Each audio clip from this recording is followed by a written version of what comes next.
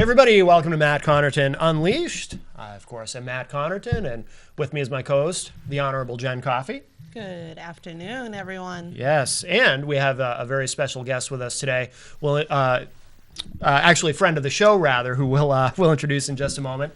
I do want to remind everybody, of course, that there are two versions of the show. You have the television edition, which you're watching right now, and of course, we do have the radio edition of Matt Connarton Unleashed, which we do every Tuesday and Thursday night at 9 p.m. Eastern on DKRN.FM. We had a great interview last night with Angela Keaton from antiwar.com, and you can actually check that out if you missed it. The MP3 is available right now at ipmnation.com/MCU Live, so you can check that out on demand. We're also going to be adding, of course, the radio edition of Matt Connarton Unleashed to the new IPM Nation live stream, 24/7 streaming radio network that will be launching imminently. So, and we'll talk more about that in just a moment, but let's get to our guest. We have with us returning friend of the show, John Heichel. How are you, sir? Hey, great, Matt. How you doing? Good. What Jennifer? is this, maybe your 10th, 11th, 12th time on, do you think? Yeah, I've lost count. If you add in all the rock, paper, hand grenades appearances. Hundreds Yes, and hundreds, right. We get to be seatmates again That's temporarily. right. I know. One of my favorite places was to sit next to Jennifer for a couple of years. Yes, in yes. the State House. Yeah. And, you, of course, are the owner and proprietor of Uptown Auto Repair. Yes, I am. And 28 years. 28 years. It's Wow. a long time. Yeah. Long time. No kidding. In that same location, or have you moved around? No, I was in Nashua for 13 years and Okay. sold that one to Wendy's on the corner of East Hollis. Okay. And something across from McDonald's. Yeah. And then I moved to Connarton. Yeah, absolutely. By the way, I looked up recently because I was trying to figure out Pinardville.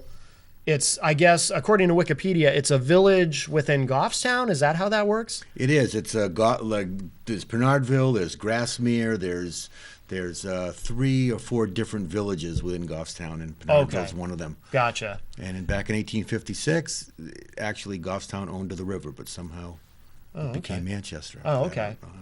And for those who are watching, and because we have viewers in other parts of the country too who watch us online and so forth, Goffstown is sort of, would you call it a suburb of Manchester? I don't think we actually use that term suburb, right? But it kind of is, though. Well, we hope it isn't, but it's an independent town. Yeah. Incorporated. I mean, would you call Bow a It's- suburb of Concord? It's like Hooks. If Concord were larger, I would. Well, when someone asks me where's my garage, I say Manchester, only Right. Yes. because if I said Goffstown, they'd think it was 7 or 8 miles from there. Right. Well, that's what I mean. And actually, I noticed too, if you look up Uptown Auto online, you can find it both listed. If you just Google it as Manchester, Right. as Goffstown, as Pinardville. Yeah. 03102. There you And we go. got to keep that. And even though I get flack 'cause people want a Goffstown zip there, I like the Manchester zip. Right, I'm, right. I'm the last Manchester zip in Goffstown. Oh, no kidding. Really? Yeah. Oh, that's interesting. Right. So I hold that as an honor. Yeah, absolutely. One of the things we'll mention too is, so we're launching the new IPM Nation 24-hour streaming. We'll have a lot of different talk shows on there, a lot of talk radio, some music programming as well.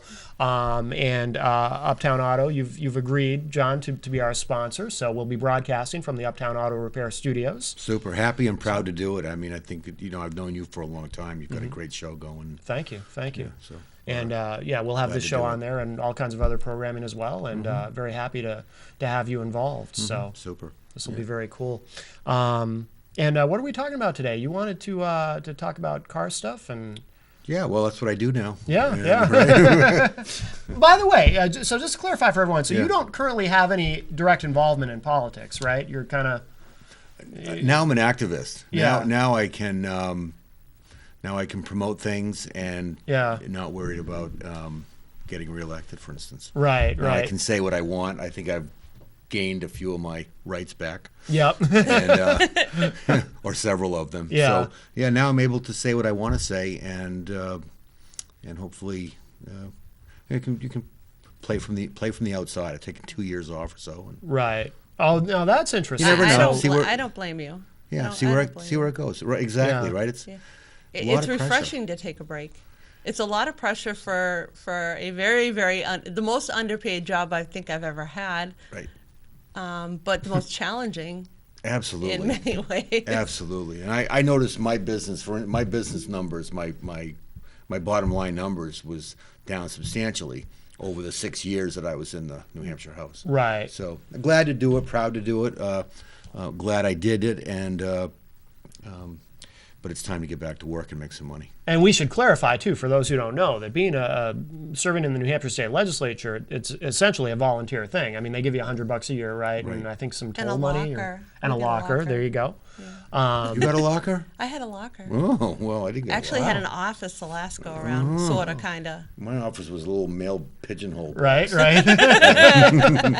I couldn't fit in it, so. Right.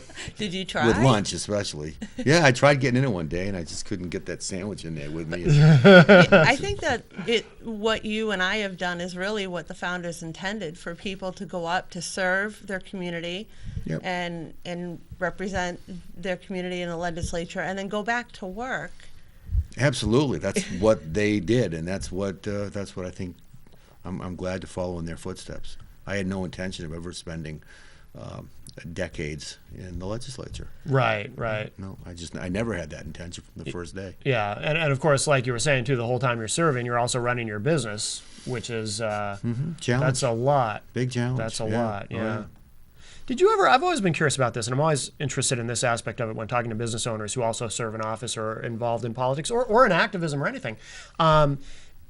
Do those two things ever sort of clash in the sense that, you're running a business, so you have obviously, in terms of your customer base, you want to have the largest customer base possible.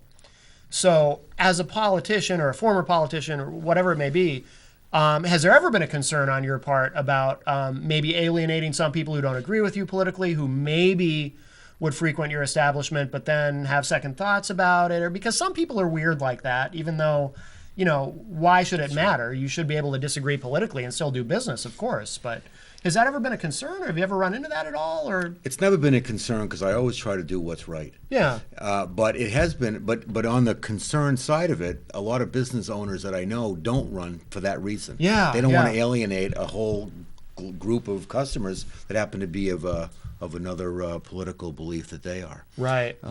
And as a matter of fact, I have very few Obama stickers come in my driveway, for instance. I can't imagine why. And I'm not sure why. Maybe, but I'm in a very Republican area. Yeah. But aside from that, I remember one of the classics. I actually had a Democrat state rep break down in front of my shop, and she came in and she asked me if I would mind fixing her car, even though she's a Democrat. No kidding. And I thought that was weird because I said, yeah, I'll fix anybody's car. Of course. Right. That was just. I don't think people are used to that kind of honesty, though. They kind of assume there's going to be a negative. Right. I mean, my negative ends, like I'm able to stop acting like something. When I'm in the house, I'm in the house representing the people. When I'm at work, I'm representing me and my company. Right, of course. And I'm able to separate that, and I put a very thick wall in there. Everyone's welcome in my garage. Yeah, everyone's welcome in my business. Of course. I know I've brought a number of vehicles to you. I remember one instance that, and you and I have talked about this off air a few times, and I'd love for our listeners and people who are watching us to hear about it, is that sometimes you go to the wrong place. And I had brought a vehicle to, let's say, the wrong place. And they told me that it was going to cost over $1,000 to fix my vehicle. And then I had called you, kind of like getting a second opinion, Sure. And asked you, and you're like, boy, Jen, that sounds like an awfully high. Why don't you let me take a look at it? And I remember you coming in with like half the cost, and I didn't understand how you could do that. And then you would explain to me about, what some places do to people, especially when they see, not to sound sexist or anything, but when you see a woman coming, sometimes you assume or you hope that she might not have a clue or might not think to check with somebody else and take advantage of that. And I'd love to hear more about or even that happens all the time. Yeah. And because I there's a screen that's put up when my only concern is fixing the car. My only concern is solving the problem. Right. I don't care what sex you are, what color you are, what gender you are. I could care less about anything. You bring me a problem, and my job is to solve it. Right. And if I can't solve it, you don't pay for it. That's the other guarantee that I've had with Uptown Auto for 28 years. Yeah. Because I remember going into bringing my car to a shop before I opened, let's say pre-1990. And I remember not getting anything fixed, getting a bill for $400 or $500 and saying we couldn't figure it out, sorry. Yeah. And I remember that happening. Yeah, And I remember another garage rubbing his hands together and saying, John's back, because I had an old car that happened to break a lot. Yeah. So, those are reasons that I opened my garage, honestly. And I swore that nobody would ever feel like I felt when I left they left my garage. Yeah. And to this day, they don't. If they have a problem, call me and we'll fix it. Yeah, and it's not just garages dealing with. It's not just necessarily a sexist thing. Someone like me, I'm automotively clueless too, and I know they see me coming. I know they can tell. So that's why. You think you have like a sign or something that? I think they can tell. I think they can tell as soon as I start talking. Can you tell? I have no you're idea. a mechanic. Is there some kind of sign on a guy's face that says this one has no clue? Can you read it? You can kind of read it, Yeah. but there's a level. I mean, honestly, most people, they even if they think they do, they might not really. Because if they did, they wouldn't be at my. They wouldn't need me. Right. Yeah. I mean, I think a good that's the point. reality, Yeah. And I've heard so many people. If I only had a lift and a garage and the tools, I could do it myself. Well, You don't have a lift, a don't garage, have or a the garage. tools, so Right. you can't do Yeah. it yourself. Right, and you probably couldn't because this is complicated. Yeah. We have one that came in today, for instance. It's a diesel, 1998 Chevy pickup, Cheyenne 2500, and they put a diesel in that, and the guy loves it, and it's running like crap, and it just feels like it wants to stall and break down and stuff. And he's telling me it's one thing, but there's so many other things, particularly on a diesel. Yeah. I mean, there's sensors on the transmission shaft, on the bell housing. There's things totally unrelated to fuel issues that can cause a car to run like it's breaking down and stalling and chugging. Yeah. So, he's giving me all these places to go, and in the back of my mind, I'm thinking, I'll check those because those are obvious. Yeah. But I also know a much deeper level, like anyone else that's been doing something for so many years and is real proficient at it. Right. You go to these people. I go to an expert, stockbroker, attorney. I mean, I go to people that know a lot more than I do for a reason. Right. Right. Exactly. If I could figure it out, I'd do it without it. Right. Exactly. Yeah. But I don't. Yeah. And I know that, there's a level that I can get myself into trouble with, but I can't get down that rabbit hole too far because, you get stuck. But as fixing Right. cars, I can go to the end of the rabbit hole, find the solution and come out with the answer. That I can actually attest to. You did that with my son's vehicle. Oh, yeah. Oh, The mystery vehicle. My Ooh. son's Subaru that right.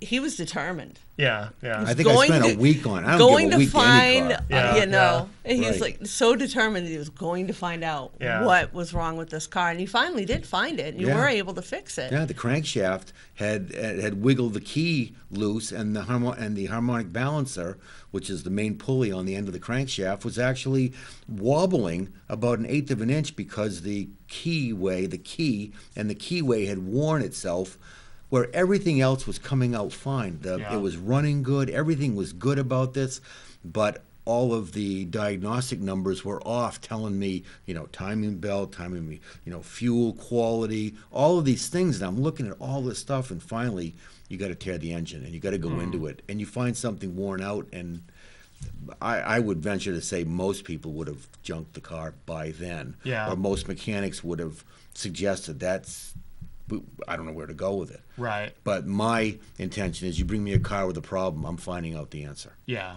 For two reasons. One, I want to know what's going on with these things. Yeah. And next time I see that problem come in with any car, Well, I think what impressed where me to the go. most was that you wouldn't let my son drive off. and I wouldn't let your son drive off. That you were concerned for his safety. But as far as like what you described was wrong, Right. is that kind of Greek for you? It was Greek for me. I'm not. Oh, yeah. I have Well, no yeah. understanding of Well, how for what me you as were well, yes. describing was wrong with the car. It just I heard sounded something like about it was really, crankshaft or really something, I don't bad. know. But your viewers that know how to fix their cars, yeah. they'll get it. Yeah. And but that tells, this morning, for instance, I took a ride out to Mount Vernon, which is what, 20, half hour from my shop. Yeah. And a woman called me up. She's stuck on the side of the road. Her car won't run, won't start. It's stalled, and she's freezing. And what was I going to do? Okay, I'd get in my car and I'd go out and check it out. That's the luxury of having a small business, Right. and having a competent mechanic back helping me out. And he's doing what he can do. Yeah. And the help of cell phones and all kinds of technology that gets me able to be in more than one place. Right. At the same time. So I went out there and I found out that her antifreeze was at least a gallon. I took a gallon for the heck of it because she said it was overheating. Yeah. So it's at least a gallon low, but she started it up and the temperature was maintained. She was able to drive on to Amherst to work for the day. Yeah. She's going to drop her car off tonight. Yeah. So I'll have it tomorrow when it's much more relaxed feeling. Right. But that kind of thing is what I think, garage owners should do. That's how I grew up, and in Central Maine, you care about people, and part of owning a business is caring about your customers, and and being there to solve the problem. Yeah, that's where you're from originally, Central Maine. Yeah, Central Maine. When did you move here? 1980, I think. I Oh, okay. So you've been here a landed while. Yeah, in, yeah. Long time. New Hampshire. What brought you to New Hampshire? I was working I was working for disco bands back in the 70s, Yeah. and having a blast traveling around, meeting. I worked for several of the largest disco bands, actually. Really? Yeah. And then we had nightclubs also, and I was working in Saugus at the last one. I was the entertainment director for called John Martin Enterprises. Then Okay. we had several discotheques and large restaurants. It was a large operation. Yeah. And I was running all the entertainment for the company. Plus, I had these bands out on the road that took a lot of my time. But Yeah. at 20-something, I could really enjoy Oh, sure. this. Right? Sure. Yeah. And then I moved to. There was an opening that came up, and so they sent me to Nashua to fill in. Yeah. And I ended up staying, and Yeah. I just loved it. Yeah. Yeah. And then the company ended, and Right. I ended up staying here. Yeah. Yeah. What are some of the more common problems this time of year that you see as a mechanic, or what are the kind of things to watch out for? Sure. Lack of heat. In the cars don't. A weak thermostat is bad, but you don't notice it so much until you actually need heat. Yeah. Or a plugged heater core that's had all summer to sit there and have all this debris dumped in it until it fills up, and then you put your heat on, and you're getting a lukewarm air coming out. And at 20 below or at 0, you're not getting any heat. You're still freezing. Right. Your windshield still stays foggy. Yeah. And it's important, for instance, speaking of that, it's critical that your air conditioning system works in the wintertime, because when you put your defroster on, it activates your AC compressor, and your AC compressor blows dried air up into the car that actually takes the moisture out of the car. Because all this is happening. I had no and it idea that prevents- the air conditioner was part of that. Yeah. It's a big deal, even on a warm temperature. That air conditioning, that air is going through the condenser at that point and the evaporator, and it's taking the moisture out, which keeps it so when you breathe on the windshield, you don't keep fogging it up and freezing on it. Yeah. So the air conditioner is a critical component to work in the wintertime as well, not just in the summertime. Yeah. But thermostat, cold air, batteries over 3 years old, almost get rid of them. If you have Really? a battery more than 3 years old in your car, you're on borrowed time. No kidding. Yeah, I think so. Yeah. I mean, you look at the number on the battery. If it's more than 3 years old, you can take What a about chance their and claims get a that they jump can start. last longer and longer? Do you kind of over exaggerated, or? Yeah, they'll tell you anything, I guess. Right. Right. Whatever it takes to get you to buy the Freedom, battery. freedom of speech, right? You can say Yeah, anything you yeah. want. It doesn't have to be true. Right. Like for instance, there's one major company that sells batteries, and I know they want you to. They enjoy it when you bring it back, because I brought many of those back from customers' cars, and they'll say, "Oh no, there's no problems. You'll get another one." Yeah. They want you to back in the store every year or so they Right. don't care. Right. And some of the batteries that I sell, I happen to sell a lot of Napa products, for instance. I'm going to probably this spring finalize my deal with Napa and be a Napa service center. Oh, Because cool. the That's great. quality of the products that I've seen are excellent. The support with Napa is great.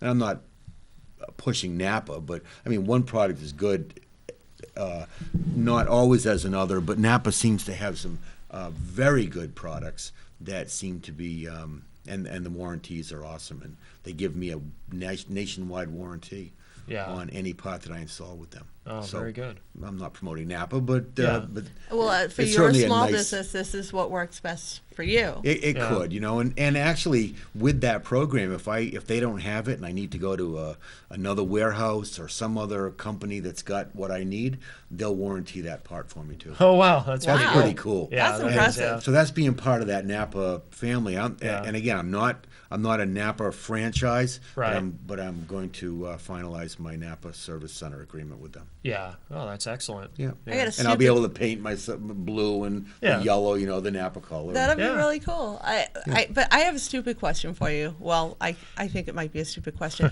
Why is it in the wintertime, sometimes you get in the car and you start it up and the tire pressure light comes on like you have a low tire, and then after you drive for a little while it finally goes away? Do you really have a low tire? Do you not have a low tire? Should I never know. Should I be bringing it somewhere to have someone check the air in the tire for me, or It's is very it important. Yes. And I know what you're saying, and the reason they have those sensors in the tires. Old tires don't have sensors, but new tires have sensors inside of them, and they tell you if you're low or high. Well, there's two things about what your question is. One is that when things are cold, it's condensed, and as it gets warmer, it expands because of the moisture inside that air that's inside the tire, because air holds moisture. So as it gets warmer, your air pressure may even increase, and that light will go off. That's one of the good things about some places sell, I think it's nitrogen they put in your tire instead of air. Really? Just ambient air out here, because out here there's moisture in this air. Yeah. But nitrogen has no moisture. So it will probably be more accurate if you filled your tire, if you have those tire gauges and you're seeing the pressure, if you're seeing the air pressure light is on and then goes off, try taking it to one of the places that sells tires, and they provide nitrogen. And you may get rid of that problem. It may be one steady temperature that doesn't fluctuate based on the moisture content. I've never heard of that. Yeah. In all honesty. Right. Thank you. That's just. Yeah. So it wasn't really a stupid question. Thank you. No, it's not a stupid question. It's a real problem, and Yeah. because a lot of people come in to me and their tire light is on, Yeah. and now you've got a tire light to worry about. Yeah. Yeah. And it's real important, according to the manufacturer, that these tires are properly inflated to get the maximum fuel mileage. Yeah. And emissions, and the maximum or the minimum amount of emissions coming out, so the car's running better. Now, cars, you still have the same basic internal combustion engine, and you still vacuum pump for better. It's a big vacuum pump. It's still the same internal combustion engine, but all the components, all the computers, and all of the sensors and things around it are trying to make this vehicle much more economical and eco-friendly.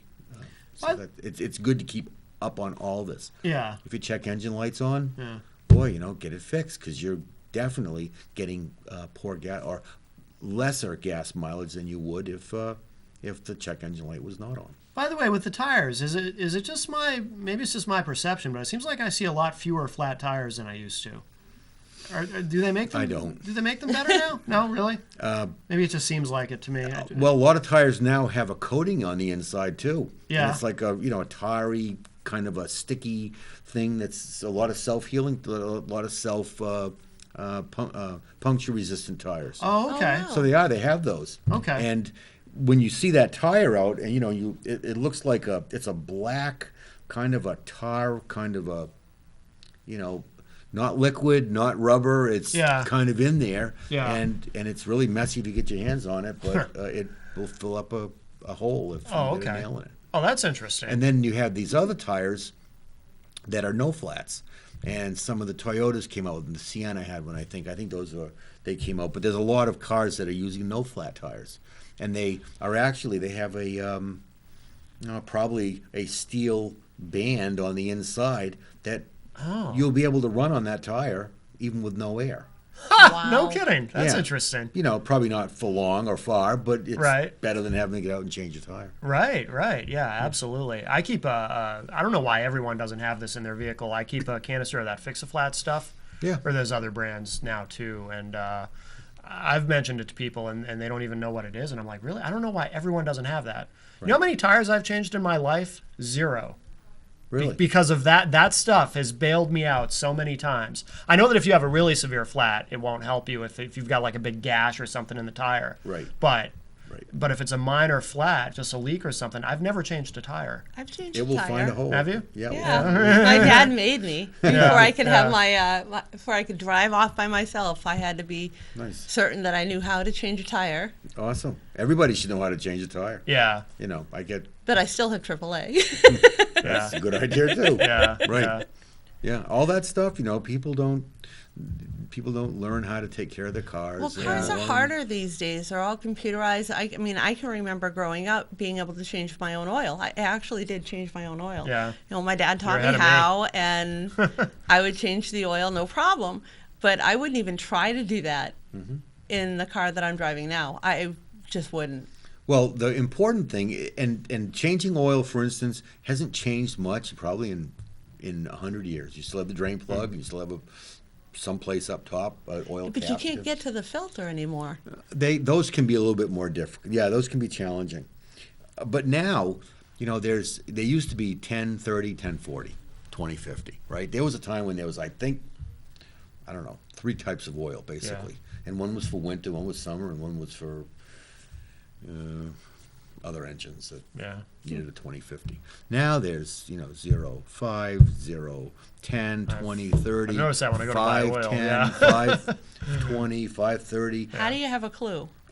Read the manual, maybe? Read the manual. Find out specific, because a lot of these oils are, even though the back of it has a little sticker or a little tag on the back of your oil, if you read the back of an oil, right, who wants to read the back of the oil jug? But if you read it, there's a stamp on it from the American Petroleum Institute, API, or API, American Petroleum Institute, and it will have like little letters on that, and those letters mean something. So some cars this is good for, and some cars this is not good for. Yeah. So you got to be careful of what you're putting in for oil these days, because you can ruin the engine. Well, plus some cars too have right on that cap. It tells you, like I know on my car it has it. My Corolla tells you what kind of oil to put in it. So Exactly. which is great for someone like me who's just clueless. Right. And some say read the owner's manual, you know, Right, it's right. the owner's manual or something. And so, but I'm very careful of that, because you want the right filter. You want a good filter. A quality filter is probably the key.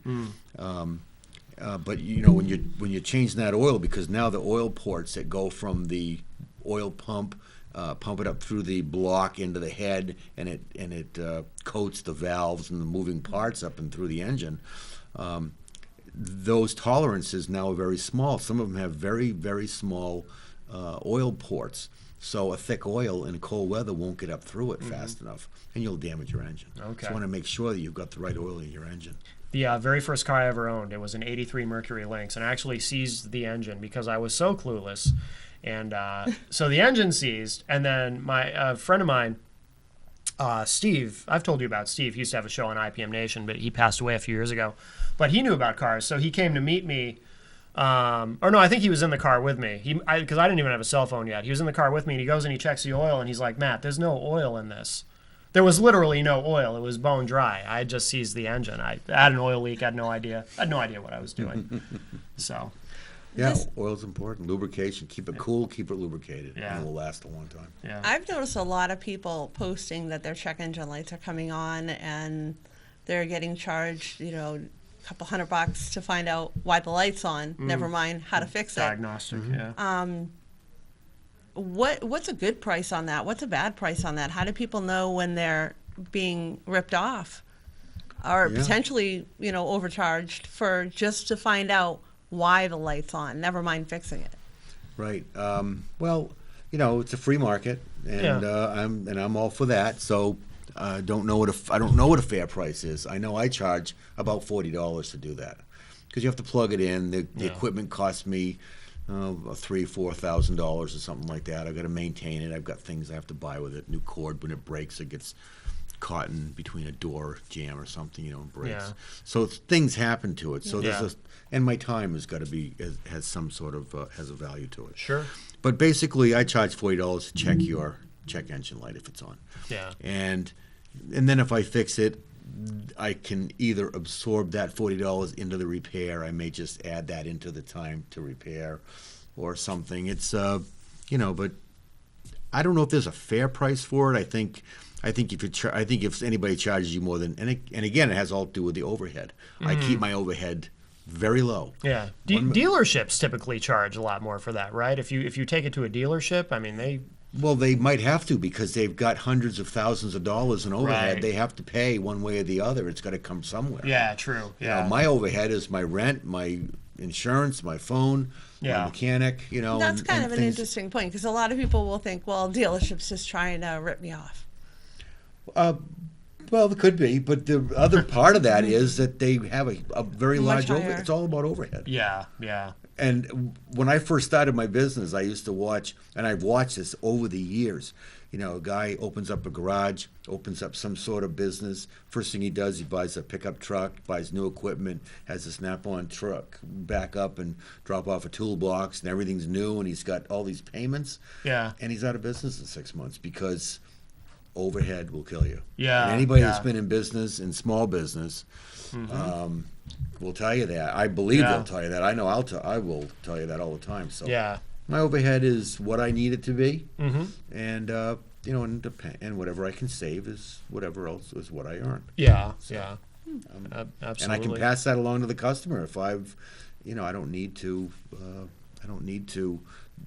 make a lot on each customer. I just make a little on a lot of customers. Yeah. And I've been very fortunate at being able to do that. And the other part of it is on charging people something. I've been elected in Goffstown as a local budget committee, planning board, state rep.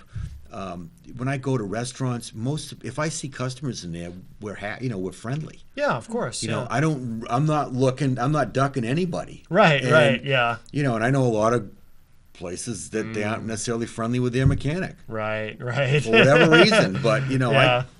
I can't think of most of my customers are truly they're my friend. Yeah.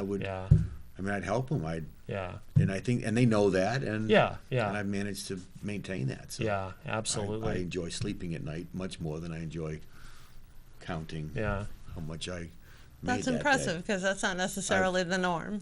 Right. I'm sure. Well, I don't know if it is, but that's Yeah. me. Yeah. And Well, my personal opinion is it's not the norm. I'd probably, I might even agree. I sometimes I need to go to a place that has an expertise Sure. in something that I don't have, whether it be the tool that they use or something, and I feel as vulnerable. And I'm really good at what I do, but I feel as vulnerable as someone who doesn't have any pull or any knowledge of that subject either. Right. Right. So I know how it feels, even still. Yeah. Of course. And Yeah. when someone tells me that they'll check my transmission over, or they'll do something that I may not have the equipment to do, because I can fix anything, I just don't fix everything because I'm limited Sure. to Sure. some of the equipment that I have. Yeah. So I may go to someone else, and when they give me a price of, when somebody tells me 600 or 800 to tell me what's wrong, Yeah. Yeah. it can't be. Yeah. But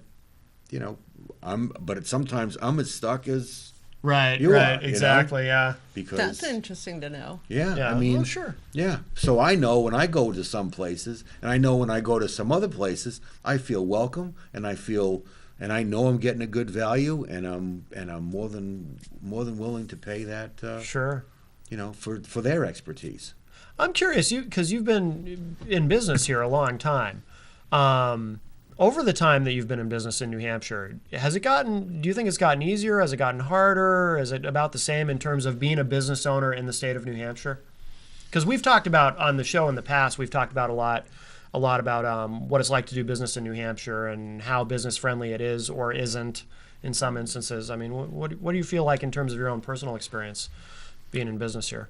I think all in all, I'm very happy with being in business in New Hampshire. Yeah. I mean, I have options to go to Massachusetts or Maine or Sure. Vermont. You know, I can go to other places. I can fix a car anywhere. Yeah. But from what I've seen of, you know, prices of rents, labor, state regulations, things that are very expensive or very cumbersome in other states, I think New Hampshire is by far the best place to do business and to have a business. Yeah. And that's why I've stayed here this long. Yeah. I mean, literally, Are there I've- things in the law that you didn't get to change that, or that you would like to see changed that would make it easier for small businesses to grow and to want to employ more people in New Hampshire? Well, I mean, I'm always looking to reduce business profit taxes and business taxes on the business, especially the owners of the business.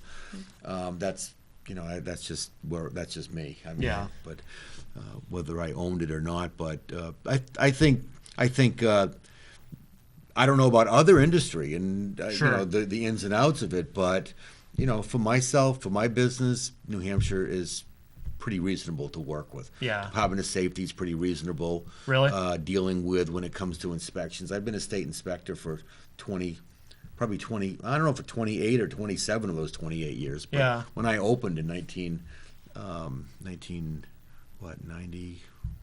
whatever, I became an inspector. Yeah. 91, 92, a long time ago. Yeah. But I became a state safety inspector, so I've been doing inspections all these years. Yeah.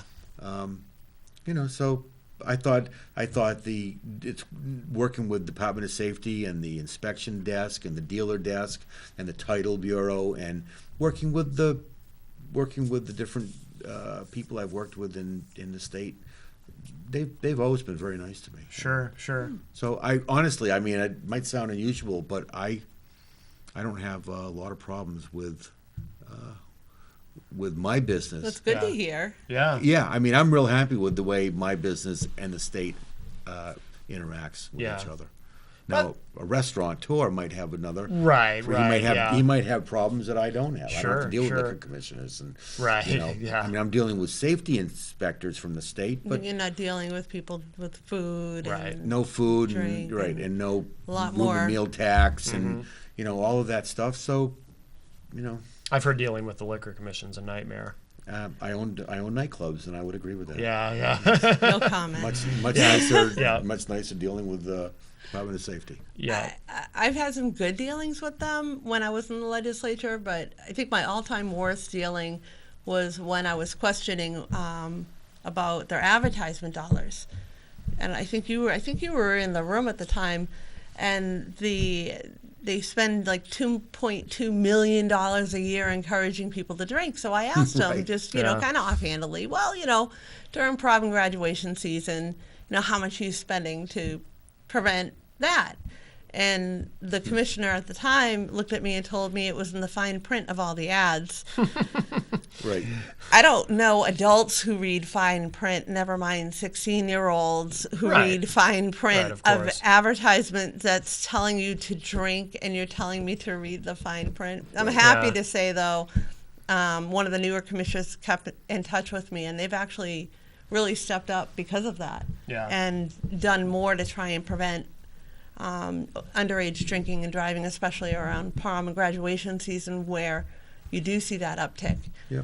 But that's kind of off topic. One of the questions I wanted to ask you was about this time of year. Most people these days have front-wheel drive cars, and you hear, like, should you get an all-wheel drive tire? Should you get a winter tire? Should you be changing your tires? Is there a right or wrong on that one? I mean, is there something about the size of your vehicle that matters, or how do you figure out whether you need what you need? Well, usually if you open up your door, there's there's several little tags on the door jamb inside your door, your driver's door, and one will probably be tires. It will tell you the tire size and will tell you the tire PSI to inflate it to. Oh. It'll tell you the tire size. But Now, doesn't it say that right on the tire, the PSI?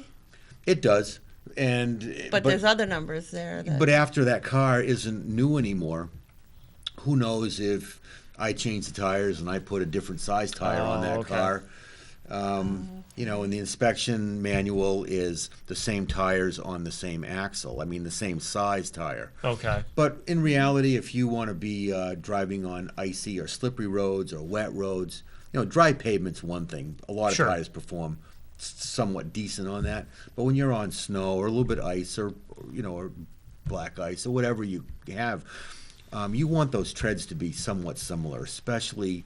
And I would even go as far as to say you want them the same on all four tires. Yeah. Because even though on a front wheel drive, the back wheels basically just hold up the back of the car. You want them tracking.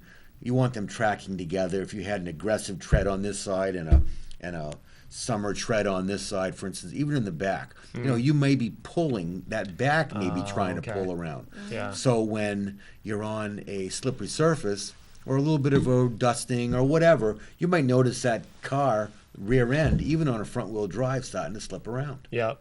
or become unstable and actually start swaying. So I would go to say tires are real safe, you know. Brakes are real, you know, the brakes are, you don't use them until you want to stop. And Those are the two things my car needed for inspection this time around was tires and brakes. Yep. exactly, tires Yep. and brakes, right? And Yep. they wear out, and you know, Yep. friction is heat and wear, but you need that friction to stop. Yeah. And I've had so many folks, you know, it's not quite ready to change, so okay, we won't change it now, but you know, Yeah. I do remind them that Yeah. you won't need it until you won't even know about your brakes until you want to stop the car. Right. And when you want to stop, you know, then you'll wish or be glad that you have Right. new brakes. Right. By the way, on inspections, now currently it's every year in New Hampshire. I remember when I was a kid, I think it was every 6 months at one point. Yeah. And I don't know when exactly they went to a year. It was before I started driving. I know some states it's every 2 years. Some states they don't have state inspection. I mean, how do you feel about that? Is what we have currently appropriate? Should it be altered in any way? That's a good question, because when that came up in the legislature, Yeah. I actually see, because I believe in liberties and freedoms, and I believe that I can take care of myself, Yeah. and I don't need government trying to tell me what I need to do. Yeah. There's two sides to that, and that was one of those tough decisions. Although I actually voted in a particular way that was against my industry when it came to inspections, Yeah. because I understand. I believe in our freedoms, and I believe Right. in less government regulation. Yeah. However, when I put my mechanic's hat on and I go under a car and I'm doing a safety inspection, Yeah.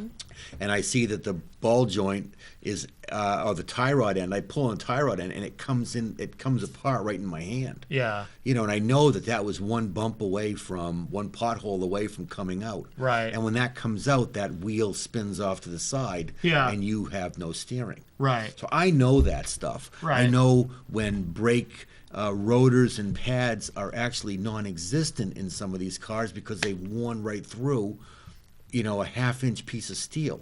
Yeah. And they've actually literally worn through. They have no brake on that side, no stopping power. Yeah. The ball joints, the exhaust has a large hole in it, and that carbon monoxide comes up into the cabin and can put you to sleep Sure. and kill you. Yeah. Yeah. While you're driving, and you Yeah. don't know it when you're in summer traffic, because Right. you might have a rust hole in your floor too at the same time. Yeah. So, you know, when I look at that, you know, so I'm glad I'm in the auto shop business now, because, you know, I used to take pictures of that when we were talking about should we have safety inspections or not. Yeah. Yeah. And some of the reps from some of my best friends in the legislature didn't support having safety inspections. Right.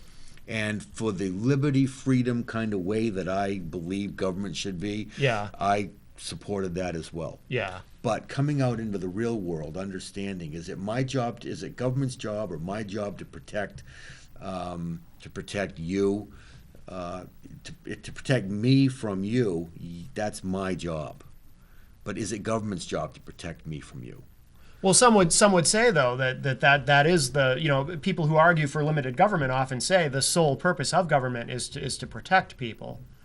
Protect So- life, liberty, and property. Well, the Right, sole but pur- protecting life is part of protecting safety Right. on the road. So but I think government's only purpose is to protect a man's property. yeah, And only. Yeah. And to protect and to secure a man's property. I believe that's government's only purpose. yeah, yeah, here's my thing about it, though. I mean, you're saying that at that moment, at that date, at that time, this car is safe. Safe or dangerous. Safe or dangerous. Right. I Right. pull out of your driveway. Right. I hit the curb on the way out, Right. cause some damage. Yeah. I'm not safe anymore. That's correct. So, did the inspection protect anybody? Well, no, not if you hit a curb. But I'm if- just saying. I mean, for that moment, for that time, for that date, the car is safe. But that does. How is that protecting people the other 364 days a year you're driving your car? It doesn't. In reality, it doesn't. So, Right. but at least it. For instance, you go to some states that don't have it, like Florida. Yeah. And if you've gone to Florida, if you've driven in Florida, I mean, forget all the new rental cars you see on the Right, road, right. and all the people that have plenty of money to buy new cars. There are cars that drive on Florida roads that should probably not drive on a farm. They're Yeah, that dangerous. Even someone like me who's clueless looks at some of these vehicles and thinks that looks like a death trap. That I looks don't like I a don't death want trap. that next to me on the highway passing me or me passing it. I don't even want to get near it. Yeah. Right. Yeah. Right. So right, exactly. And you know, we don't. So we kind of don't have those vehicles in New Hampshire, Right. Because everyone is forced to come in to have their vehicle inspected by a state certified Right. safety inspector. Right. Are they all the same? No. There is there's a rule book that we all follow. Sure. You know, We're but supposed to follow. We're supposed to follow. You know, the penalty is to lose your ability to perform inspections. Yeah. So, you know, I think most inspectors probably do a good job. Yeah. You Yeah. know, Yeah. and I think they want to do a good job, but every once in a while you'll hear a place that just put stickers on. Lick 'em, and- stick 'em. Yep. Yeah. Yep. But they've kind of eliminated that possibility by having this new OBD system, onboard diagnostic system, come in. So now all the cars, when a car comes in for an inspection, you plug it in, and that next night when everything's uploaded and downloaded, they know the cars that came in, they know what they failed, they know what they passed. Oh, And okay. so there's a record of your car when it failed. Okay. You know, and I'll type in tires, brakes, you know, blah blah blah, and I might. So, and if I don't issue a sticker, or if I don't issue a safety sticker, then you have to fix it by Right. the time you expire. Right. If I give you a clear number on your windshield, it means it passed the safety side of the inspection, which is brakes, tires, exhaust, front Yeah. end, steering. You know, holes, rust holes, windows closing, door handles working, Right. windows going down, up and down, mirrors aren't broken, lenses not broken, Right. all of those safety things. Yeah. And if it passes that, but it doesn't pass the emissions because your check engine light is on, Yeah. the emissions is a federal program, Yeah.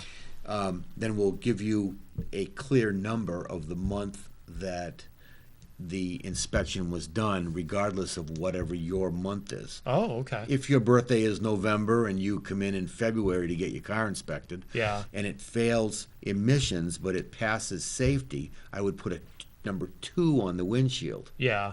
because that's February. Yeah. Even though your birthday is November 11, and then you have 60 days to fix that emissions issue. Yeah.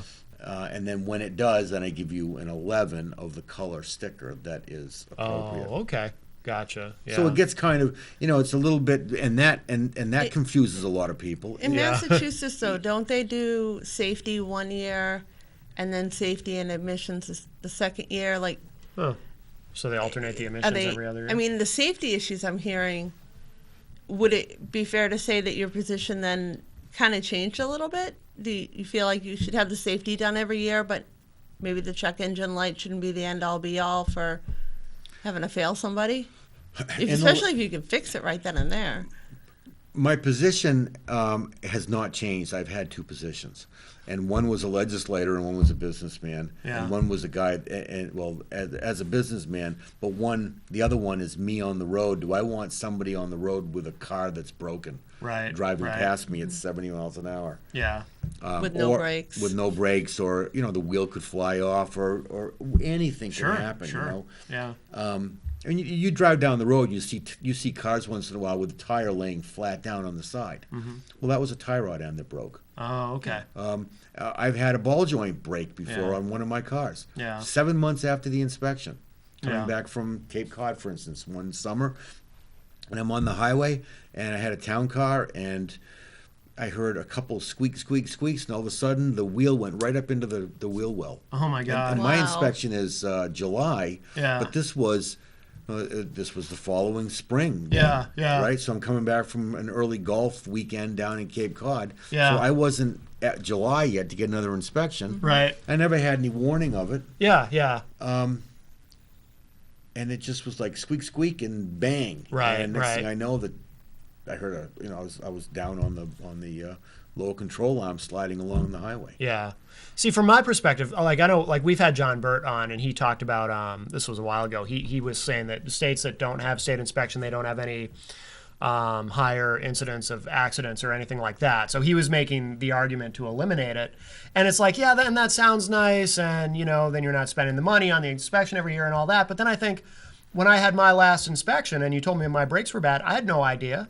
So if we had no state inspection and I'm just driving around with bad brakes and one day they go out, I wouldn't have known. I wouldn't have seen that coming. So it's like, while it's inconvenient sometimes, and I always sweat it out every year, every October when my birthday rolls around. It's like, when you're a kid, birthdays are fun. You get presents and cake, and when you're an adult, you got to register and inspect your car, and sometimes it ends up costing a lot of money. Happy birthday, give your money to the Right, state. right. Happy birthday, right. But- property taxes in the state. Right, Yeah, exactly. Yeah. If it's July. But with the Right. inspection, there is, I do think it is necessary for all those reasons. I still go back to the car was good then, that day, that moment. Right. My certificate. The other my 364 days exactly. doesn't guarantee you that person's safe on the road. But it tips Exactly. the odds. But at least If I tips the I odds. hit my brakes and I can feel the vibration in the steering wheel, I know I have a problem. But I didn't enough feel to any- bring it to you. But I had no idea my brakes were bad. so many people hit their in brakes and they have a different cars. vibration I had in the no steering idea. wheel, and, Yeah. and they don't come in and get it fixed. Right. Or the hydraulic line, the brake lines are leaking. But then we're Yeah. advocating that people are too stupid to know better, so we should just legislate. Well, or just The amount of automotively stupidity. clueless like me. Well, and that's where I held two positions on this. not I mean, it's very necessarily. difficult I mean- being a legislator and Yeah. being Yeah. it's very difficult sometimes Yeah. because, I mean, yeah. you know I'm an EMT, so I have kind of like a big aversion to car accidents, although they Right. were fun scenes to work on necessarily. You don't want to see people injured and hurt. And I see them when the And that kind of a thing. head imprint is in the windshield, for Yeah. instance, and Yeah. and I see this hair in the You know, dashboard. 90%. Yeah. That's all people who don't wear seatbelts. Do you know we have a higher rate of seatbelt usage in our state where it's not mandated Sure. than Yeah. in states where it is mandated? It's like people don't like to be told what to do, Right. but if you give them the option to do the right thing, Yeah. Yeah. on average, they do. Yeah. Oh, I wear my seatbelt. I don't Yeah, me need too. any I've telling. seen accidents that were horrific, that the fact that the person had the seatbelt on saved their life. Of course, yeah. 100%. And other ones that the life could have been saved if Yeah. the seatbelt had been used. Yeah. Yeah. But it was that person's choice. I support safety inspections. Yeah. But as a legislator, I was on the fence on a lot Yeah. of these issues. Yeah. But I would vote my conscience and I wouldn't vote my business, for instance. Right, right. And I always did what I thought was right as a legislator. As a mechanic, I know, and I appreciate what Representative Burt would have said because I saw those same statistics. Sure. I don't know how it's possible when I read when Yeah. I see that. I know. I'm skeptical Because too. I've Yeah. got pictures. I've got pictures, and I saved parts from cars that were failed right on my lift. Yeah. And I've lifted cars up before, and when the weight came off the control arms, and now everything's hanging down, I've had things actually just drop down. Are you serious? And you go, Wow. wow, that's Do you have one- like a rule if a car's a certain age or a certain shape, nobody stand underneath it when you're lifting? Well, nobody's standing underneath it when I'm lifting it. Yeah, Because, if the I've car's- never heard of things just falling out. Yeah. Oh, I've seen things fall. I've seen Yeah. I've seen the stabilizer links, for instance, let go on Jeep Wranglers, Yeah. for instance, and they're real common.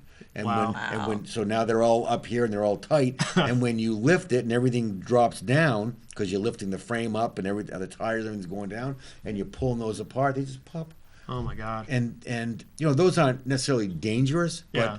but they weren't being held together like they should have been. Right. Things So, shouldn't fall down things out shouldn't of the fall car. down, That's right. not a good. Right. Yeah. And I've seen it happen. And you lift up cars, and you'll see things that are just. I can take tie rod ends and I can take ball joints and I can pull on them, and they literally separate.